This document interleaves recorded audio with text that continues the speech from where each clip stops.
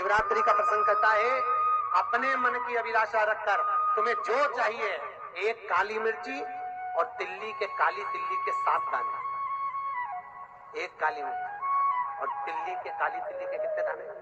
7 दाने हथेली में रखकर अपनी कामना कर कर मन से अपने मन की बात को कहकर शंकर भगवान के शिवलिंग पर चढ़ा दीजिए। आपकी मनोकामना, कहते हैं हर महीने शिवरात्रि आती है, इस शिवरात्रि पर, मुख्य शिवरात्रि पर चढ़ाओगे, अगले महीने की जब शिवरात्रि आएगी तो आपकी मनोकामना पूरी हो जाएगी। एक काली मिर्ची और 7 काली तिल्ली के दाने मात्र। महाराज, जिसके घर में क्लेश रहता हो, बहुत ज्यादा लड़ाई झगड़े हो रहे हैं, सास बहू के झगड़े, ना बहू कुछ सुनने को तैयार ना सास सुनने को तैयार, और घर में बेचारे पुरुषों की आपस, यहाँ भाई भाई झगड़ रहे हो, सास बहू में झगड़ रही हो, कुछ मत करिए, गेहूं की बाली को तोड़ो।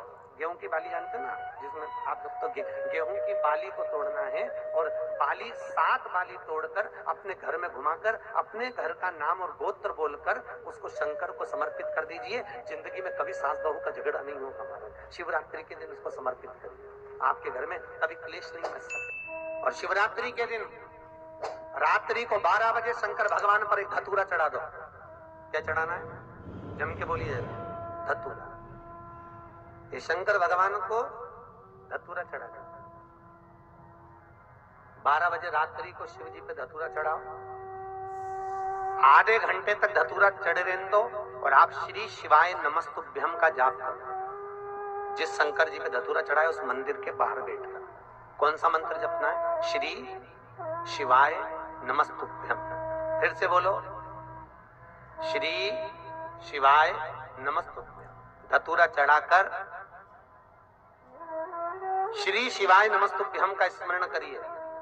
और जो दुकान नहीं चलती हो, घर में लक्ष्मी नहीं टिकती हो, खेत में फसल अच्छी नहीं आती हो, संपदा नहीं आ रही हो, बस उस धतूरे को लाल वस्त्र में बांधकर अपनी दुकान में, अपने व्यापार में, अपने घर में रात को 12:30 बजे उठाकर लाओ, और 4 बजे के पहले उसको अपनी दुकान, व्यापार, व्यवसाय में उसको बांध दीजिए। और अगर जो जमीन फसल सही नहीं दे रही हो, वो जमीन में ले आकर गाड़ दीजिए। आपको जीवन में कभी तकलीफ नहीं भोगना पड़ेगी, लक्ष्मी बढ़ती चली जाएगी, संपदा बढ़ेगी। जो व्यक्ति ज्यादा बीमार रहता हो, बहुत बीमारी उसको घेरे रहती हो, परेशान रह रहा हो, बीमारी बनी हुई है, तो बोर चढ़ाइए। बेर, क्या बोलते हैं यहाँ पर? बेर की बोर, वो खाने वाला बेर जो होता है, उस बेर को 7 बेर ले लो, और 7 बेर को लेकर अपने ऊपर से घुमाकर शिवरात्रि की दोपहर के 12 बजे शंकर भगवान के शिवलिंग पर ले जाकर उस बेर को चढ़ा दीजिए। आपका रोग, आपकी बीमारी मात्र 3 महीने के अंदर समाप्त हो जाए। शिवरात्रि के दिन बेर चढ़ाने का बड़ा महत्व है। और शिवरात्रि पर चढ़ा हुआ वो बेर उठाकर ले आइए, और उस बेर को उठाकर रख लीजिए। मान लो किसी को उदर से जुड़ी हुई जब तकलीफ रहती है, पेट से जुड़ी हुई तकलीफ रहती है, पेट से जुड़ी हुई कोई भी प्रॉब्लम हो, अगर पेट से जुड़ा हुआ कोई भी रोग आपको लग गया और डॉक्टर की दवाई चल रही है, सारी औषधि चल रही है, जो शिवरात्रि पर आपने बेर चढ़ाया है, वो बेर अगर आपके यहाँ रखा हुआ है, वो बेर उस रोग वाले व्यक्ति को खिला दीजिए। आधे घंटे के अंदर पेट का दर्द, पेट की तकलीफ, पेट का कैसा भी रोग होगा, एकदम आराम लग जाएगा। उस बेर में इतना प्रबलता आ जाती है। शंकर को जो शिवरात्रि के दिन बेर चढ़ाया जाता है, वो केवल शिवरात्रि के दिन करने का होता है। कहते हैं जिसका व्यापार ना चले, व्यवसाय ना चल रहा हो, बहुत ज्यादा कष्ट में जीवन निकल रहा हो, और बहुत ही ज्यादा तकलीफ हो रही हो, तो धतूरे को हल्दी में डुबोकर शंकर भगवान को शिवरात्रि के दिन रात को 12 बजे समर्पित करें।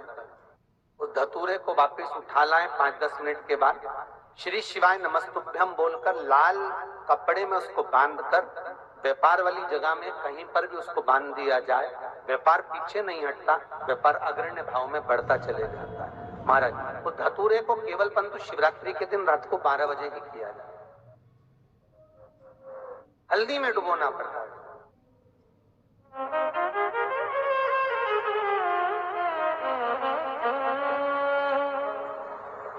यही प्रमाण एक क्रम में और है महाराज।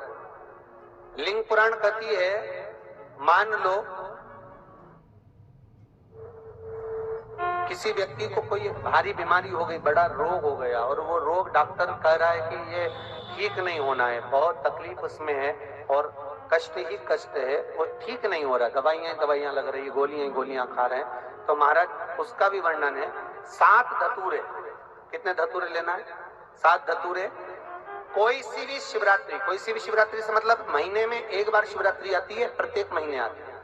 किसी भी शिवरात्रि के दिन 7 धतूरे लेकर, एक धतूरे में मौली, लच्छा, नाड़ा लपेटकर, चंद्रमौली भगवान का स्मरण कर उस मौली को लपेटकर 6 धतूरे में लगाकर शंकर भगवान की जो जलाधारी है, जलाधारी में आपको पहले भी वर्णन किया है,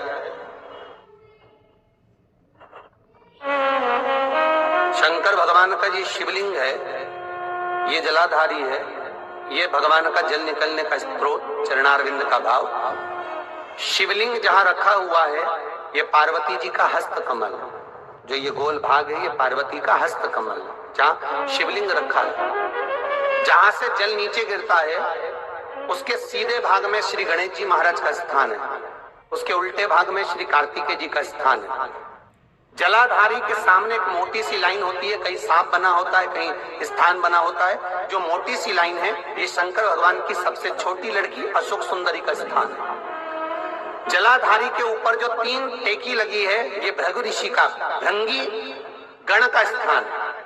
इसके ऊपर जो कलश है, कलश में जो पानी भरा जाता है वो पानी जो बूंद बूंद नीचे गिरता है, ये शंकर भगवान की 5 लड़कियों का स्थान है। जया, विषहरा, सामरीबारी, दोतली और देव, ये 5 लड़कियों का स्थान है। शंकर भगवान का संपूर्ण परिवार शिवलिंग के सामने से, जहां से जल चालू होता है गिरने के लिए, नीचे की ओर जब जल जाता है उस स्थान पर भगवान शंकर के सारे गणों का स्थान है।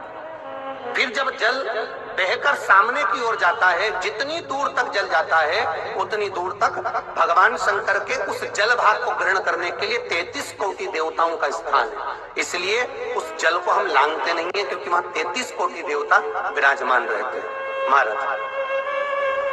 तो जो बीमारी डॉक्टर ने बता दी और बहुत बड़ा रोग हो गया और शरीर में कष्ट है, ठीक नहीं हो रहा, चाहे लीवर से जुड़ा हो, चाहे किडनी से जुड़ा हो, चाहे कैंसर से जुड़ा हो, और मान लो शरीर में कहीं गांठ भी हो गई है और वो मिटी नहीं रही हो, तो महाराज निवेदन है 7 धतूरे, एक धतूरे पर मौली लपेटकर वो शंकर जी के शिवलिंग के ऊपर चढ़ाना। 6 धतूरे, उसमें से एक धतूरा भगवान श्री गणेश जी का स्थान, दूसरा धतूरा श्री कार्तिकेय जी का स्थान, तीसरा धतूरा अशोक सुंदरी का स्थान।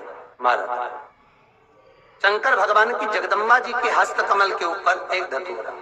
अच्छा, एक धतूरा जहां से जल नीचे की ओर बहकर जा रहा हो, पानी जिस जगह से नीचे गिर रहा हो बिल्कुल वहीं पर एक धतूरा चढ़ा देना। उस धतूरे को चढ़ाने के बाद वो धतूरा वापिस लेकर आना है। अवधूतेश्वर महादेव का नाम लेकर या चंपेश्वर महादेव का नाम ले, जो बीमार व्यक्ति है उसका स्पर्श कराकर बेलपत्री के पेड़ के नीचे पटकवा देना है महाराज। धीरे धीरे रोग में आराम मिलना प्रारंभ हो जाता है, औषधियां धीरे धीरे समाप्त हो जाती हैं और व्यक्ति स्वस्थ हो जाता है। ये केवल शिवरात्रि के दिन ही होता। आप किसी भी शिवरात्रि को कर सकते हैं, 12 महीने शिवरात्रि आती है। आपको हमारी वीडियो पसंद आई हो तो चैनल को सब्सक्राइब करना न भूलें। धन्यवाद।